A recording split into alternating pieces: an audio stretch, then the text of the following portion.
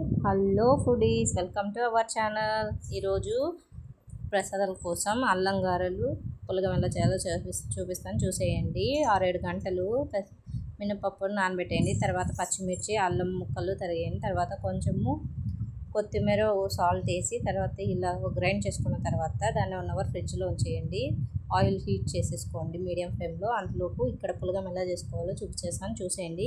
2 గ్లాసులు, ఈ క్వాంటిటీ 2 గ్లాసులు తీసుకున్నాను. 2 కప్పులు, 1 కప్పు పెసరపప్పు తీసుకున్నాను. 1/2 కప్పు అయినా సరిపోతుంది, నేను 1/2 తీసుకున్నాను.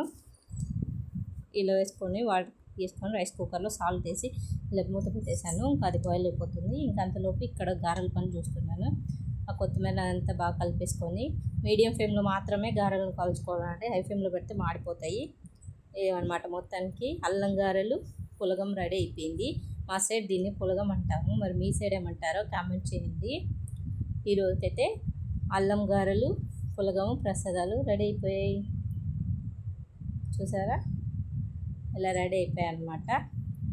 Thank you for watching. మంచి